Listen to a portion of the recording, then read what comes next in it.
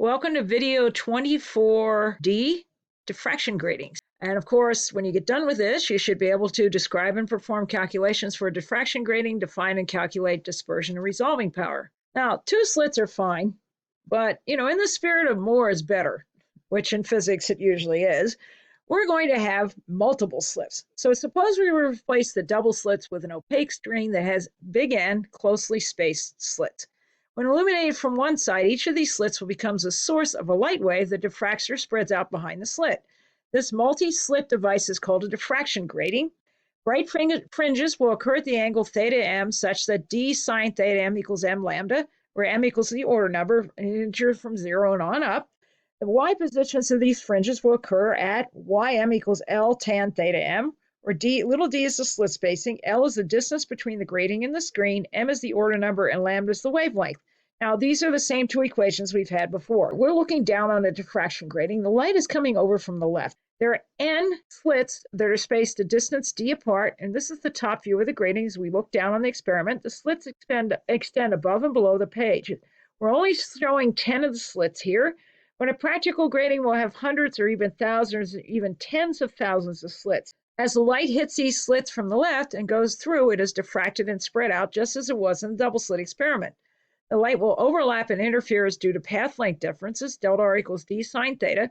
It's the same as it was before between the waves coming from adjacent slits. And of course, here is the d sine theta right in here. Okay, so delta r equals d sine, that's this little thing down here. It's a little hard to see, but it's the same. You can go back and look at the other one for the double slit. The lights from the slits will arrive on the screen in phase when the path length difference, d sine theta, is an integer number of wavelengths. And we call that integer the order number. Thus, bright fringes will occur at angles theta m such that d sine theta m equals m lambda, where m is an integer, and it's called the order number. So there will be a bright fringe at the central location, and then there will be y1 on either side. These are the bright fringes, okay, and they'll occur at this situation. For example, light diffracted at theta 2, which would be the second order, the inverse sine of 2 lambda divided by d. This would be the second order diffraction with path length difference 2 lambda. The y positions of these fringes on the screen are ym equals L tan theta m. And of course, you can see this is associated with the tan of this angle here. And that would give you the positions of the bright fringes. For example, the second order would appear at y2 equals L tan theta 2, or L times tan of the inverse sine of 2 lambda over d. Now, be very careful with these equations. With a diffraction grating, you do not want to use a small angle formula, especially for higher order numbers, because diffraction gratings spread these things out so much that you're almost never going to have an angle less than 5 degrees. The angles are going to be in the 30, 40, 50, 60, 70, 80 degree range. So you have to use the complete formula when you're talking about this. Why do we want many slits instead of just 2? Well, it turns out that the wave amplitude of the points of constructive interference is n times e. For n waves, each of amplitude e. Because the intensity depends upon the square of the amplitude, the intensities of each of the bright fringes are I max equals n squared I1, where I1 is the intensity of the wave from a single slit. So as n increases, each of these bright bands gets brighter and brighter, and it's proportional to n squared, roughly. Also, the fringes will get narrower and sharper, which is good because this increases the ability to differentiate between close wavelengths, but it also concentrates light into ever narrower bands. So this is a consequence of energy conservation. The light that would fill the screen is being increasingly concentrated into ever narrowing bright bands. And that's why we use a lot of slits. Diffraction gratings are used for precisely measuring the wavelengths of light. If the incident light consists of 2 slightly different wavelengths, each wavelength will be diffracted at a slightly different angle. Provided that n is large enough, 2 distinct fringes will show on a screen. So double slits broad fringes would never distinguish between 2 close wavelengths. So for instance, here they've got a purple and a blue. These are closely spaced. And you notice the 2 distinct bands.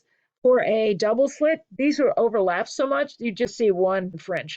So the whole idea of this is to split these off and make them easier to see and easier to differentiate. Now, these have lots of uses. They're used to determine the wavelength of unknown light. If you know m, d, and theta, you know the wavelength. Diffraction gratings are used to determine what elements are present on the surfaces of distant stars and galaxies. Each element has a distinct pattern of wavelength that's like a fingerprint for that element. They can also be used through Doppler shifting to determine if the distant stars are moving toward or away, how fast they're moving, rotation speed of the object, and so on.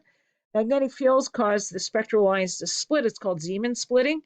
And this can be used to determine the presence and strength of any magnetic field. Strong gravity fields cause the spectral lines to redshift, shift toward longer wavelengths, and that can be used to determine how strong the gravity is on the object.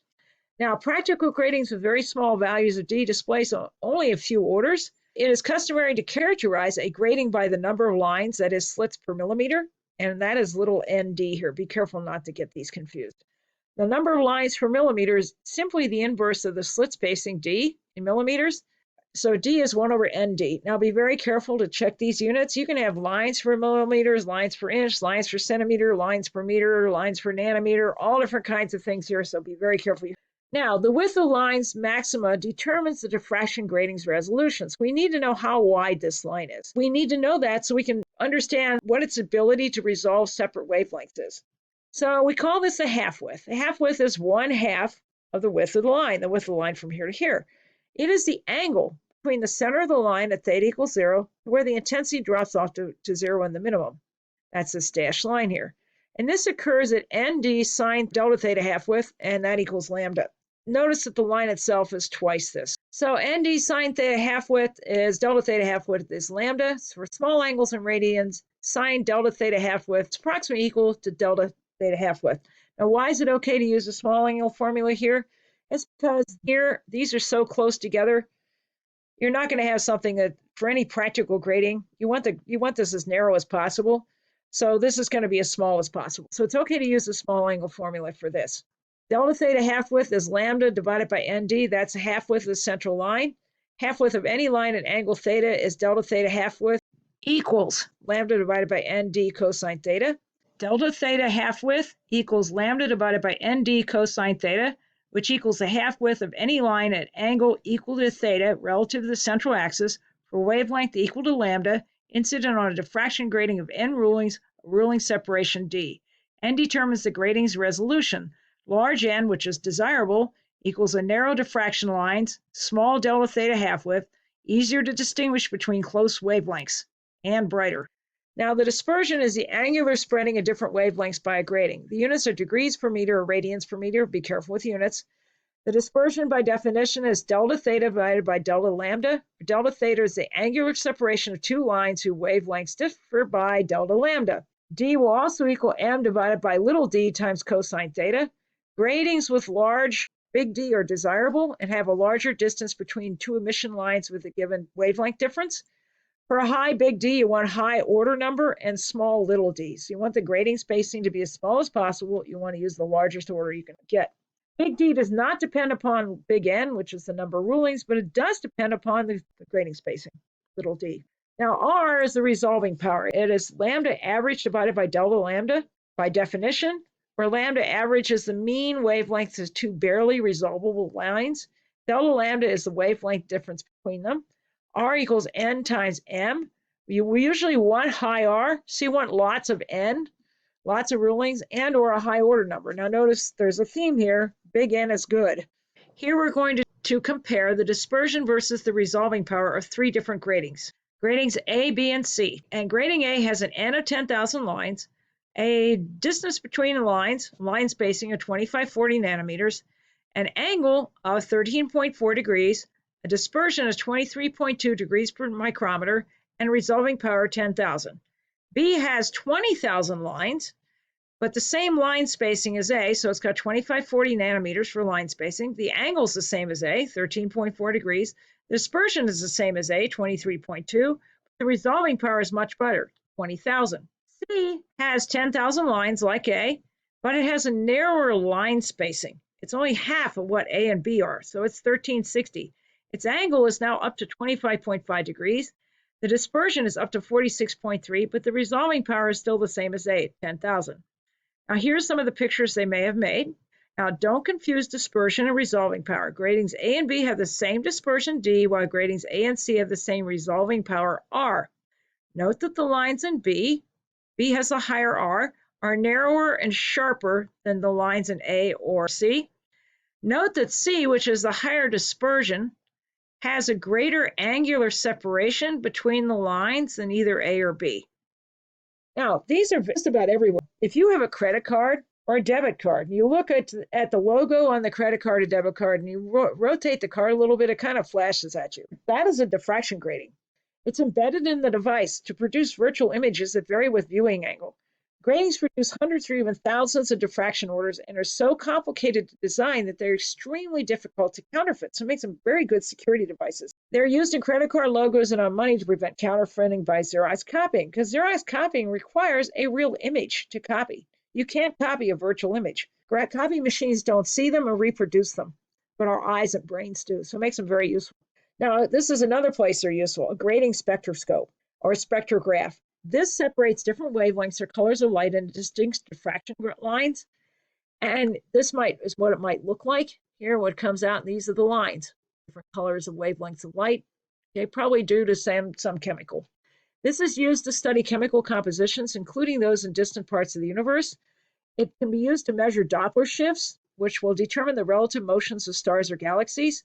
It also is used to determine whether they have strong magnetic fields, the strength of those magnetic fields, how strong the gravity is. This is basically the way we know about the universe. Now, there is also such a thing as reflection gratings. Most diffraction gratings are manufactured as reflection gratings because it's easier to do. The interference pattern is exactly the same as the interference pattern of light transmitted through slits. All they do is they basically have they make the surface kind of rough here, and they have it's mirrored. It has a bunch of different lines. These are the line width is right here. You can see this on DVD or CDs. It will show colors because the pits and holes in the shiny reflective surface embedded in the plastic discs act as a reflection grating for visible light. And if you rotate the angle that you see a CD at, it get those pretty colors. Now, another source of such pretty colors are natural reflection gratings. In a feather, there are nearly parallel rods of melanin, which act as a reflection grating. Many insects also have reflection gratings in the form of tiny ridges on their shiny exoskeletons. The colors are vary with the viewing angle, making a beautiful display. It also makes it very hard to counterfeit an insect or a bird feather. Not that anybody would want to. Okay, we want to measure the wavelength of sodium light, and you should be doing these at home before you view the video or come to class. Sodium light passes through a diffraction grating having 1,000 slits per millimeter. The interference pattern is viewed on a screen 1 meter behind the grating. Two bright yellow fringes are visible 72.88 centimeters and 73.00 centimeters from the central maximum. What are the wavelengths of these two fringes? The physics of this, of course, is a diffraction grating. The knowns and unknowns, we know the ND, which is the 1,000 slits per millimeter. We know L, which is 1 meter. We know Y1, which is 72.88 centimeters. The other wavelength is it appears at Y2, that should say Y2, of 73 centimeters. And we know the order number is 1 because it said the first order number. And what is the wavelengths? The formula are D sine theta m equals m lambda and ym equals L tan theta m and D equals 1 over nd. Okay, so I repeated those knowns and unknowns. And we know that ym equals L tan theta m. So theta m equals the inverse tan of y1 over L. And we can also write a similar formula for y2. And we also know that D sine theta m equals m lambda. So lambda equals sine theta m divided by m and D. Now we're only interested in the first order number, so we can drop the m. Let's be very careful with units on this. Now whenever you take tangent, inverse tangent, a sine, cosine, anything like that, you have to make sure the units completely cancel out. If they don't, you're going to wind up with something weird. So you have to be very careful. I chose to put both of them in centimeters. So this is the L, which is the 1 meter converted to centimeters.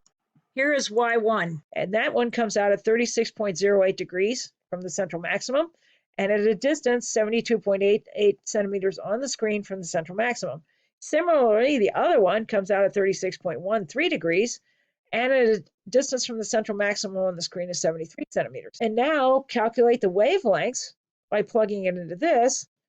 We have sine of 36.08 degrees divided by 10 to the minus 6 inverse meters. And of course, this is the m is 1, and this is ND written in inverse meters. So that's where that comes from. So the wavelength is 589.0 nanometers at this position on the screen, 72.88 centimeters. The one is at 73 centimeters from the center of the screen is at 589.6 nanometers. Now notice, do not round off in these. Carry all the digits till the end. If you round off, you can wind up getting yourself in trouble. Also make sure that you have your calculator set to the proper thing and make sure that all the units cancel out correctly. If you don't, you're going to wind up with a problem. That's where people make mistakes in these. In a laboratory experiment, a diffraction grating produces an interference pattern on a screen. As the number of slits in the grating is increased with everything else, including the slit spacing, the same, then what's going to happen is that the fringes will stay in the same positions, but they will get brighter and narrower. So what you're doing is you're increasing n. And notice the intensity is proportional to n squared. So it definitely gets brighter. And they will also get narrower. Visible light of wavelength 589 nanometers is incident on a diffraction grating that has 3,500 lines per centimeter. At what angle with respect to the central maximum is the fifth order maximum observed? Be very careful with this kind of question. It turns out that you cannot observe a fifth order maximum, and here's the proof. D sine theta m equals m lambda, so D equals 1 over nd, and we plug this in.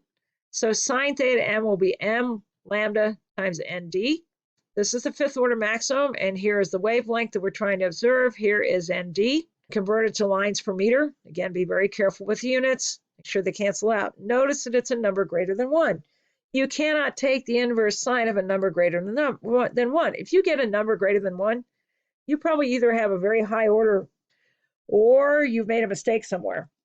So make sure you cancel units and make sure you check this. In which one of the following cases does the dispersion of a diffraction grating increase? If you decrease the spacing of the grating lines. So big D equals m divided by d cosine theta.